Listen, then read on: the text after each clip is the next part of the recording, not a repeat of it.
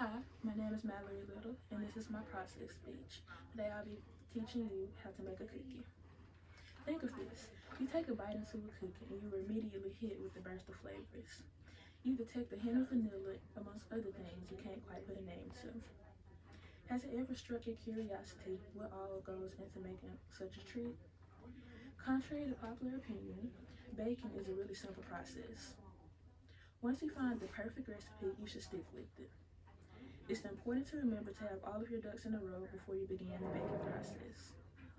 To me, baking is merely a way of calming me down and bringing me peace. I love making cookies because they are some of the most easiest things to make. There are only 3 simple steps to baking. First, you must gather the ingredients. Then, you will mix the ingredients, and finally, you will bake them, which results in a cookie. First, we'll talk about gathering your ingredients. It's very important to know what you need to make cookies. Not having enough of something or having the wrong type of something can make or break your recipe and affect your outcome. It's also important to have your correct measurements and proportions figured out. Once you have acquired all ingredients, the rest is easy. Next, we'll talk about mixing them.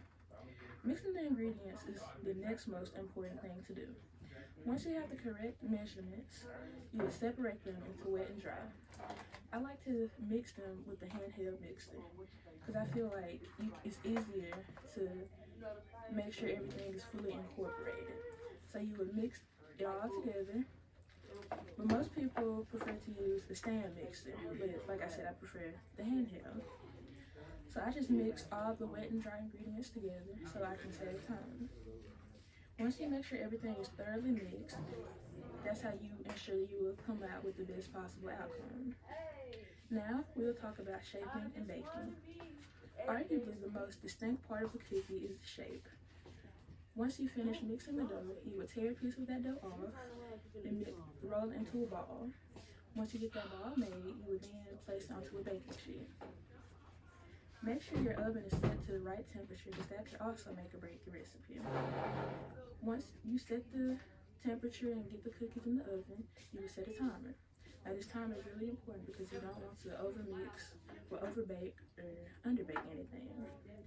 Once that timer goes off, you will first want to make sure they're cooked all the way through. Now keep in mind, cookies do continue to bake some after you take them out of the oven. So you have to watch that so you don't burn them or overbake them.